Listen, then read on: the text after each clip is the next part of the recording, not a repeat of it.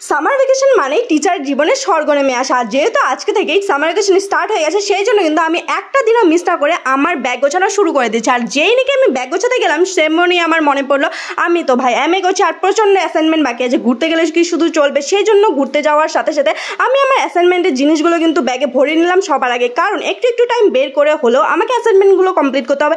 নয়তো summer vacation শেষ হয়ে যাবে কিন্তু আমার অ্যাসাইনমেন্ট লেখা শেষ হবে না। আর যদি সামার ভ্যাকেশন শেষ হয়ে যায় আমি কিন্তু আমার অ্যাসাইনমেন্ট একদমই কমপ্লিট করতে পারবো না, কারণ প্রচণ্ড লেখা আর আমি এতটাই বিজি থাকি যে সেইটা সম্ভবই না। তো সেই জন্যই আমি আগে সেই জিনিসটাই গুছিয়ে নিলাম। আর দেখছি বাপরে বাপ, মাত্র কয়েকদিনের জন্য যাচ্ছি, এত ব্যাডিং কি করে হয়ে যাচ্ছে। তো মুড়িয়ে মুড়িয়ে সব কিছু ঢোকাতে হচ্ছে, কারণ অনেক কিছু যাবে। আরও এখানে আমি কম্বল থেকে আরম্ভ করে বিছানা চাদর বাসনপত্র সব কিছুই নিচ্ছি।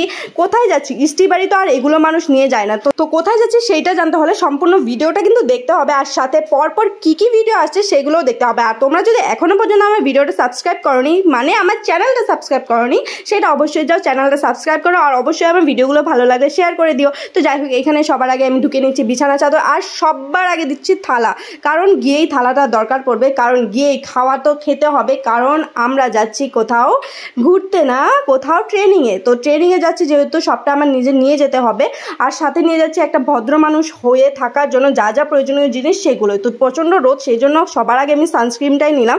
সানস্ক্রিন ছাড়া যেন চলতে পারছি না, আজকালকার ডেটে যতটা গরম পড়েছে কি বলবো। তো এখানে সব কিছু আস্তে আস্তে আমি নিয়ে নিচ্ছি, কারণ এগুলো আমার ডেইলি ইউজের জন্য, সবগুলোই আমার লাগবে ডেইলি।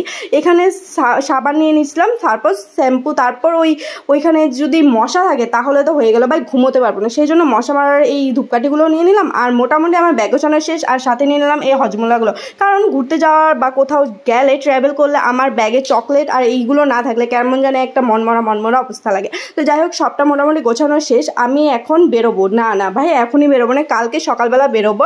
তো এইখানে দেখুন জলের বোতলটাও নিয়ে নিলাম। সব কিছুই আমাকে আমার জিনিসপত্রগুলো নিতে হবে, আর এই জিনিসগুলো আমাকে যেহেতু টানতে হবে সেজন্য আমি একটু দেখছিলাম ব্যাগটা কতটা ভারী হয়েছে। দেখছি না ঠিক আছে, চলবে, আমি টানতে পারবো। তো সেই জন্যই একটা প্র্যাকটিসের ওপরে চলছিলাম। তো এখানে সবটা হয়ে গেছে। তারপর ভাবলাম কেননা একটা প্লাস্টিক নেওয়া যাক, যদি কোনো সময় আসার সময় কোনো কিছু ভিজে থাকে তো কেননা একটা প্লাস্টিক নেই, সেই ভেবে এই প্লাস্টিকটা আমি ভাবলাম নেবো। তো এই জন্যই প্লাস্টিকটা গুছিয়ে নিলাম।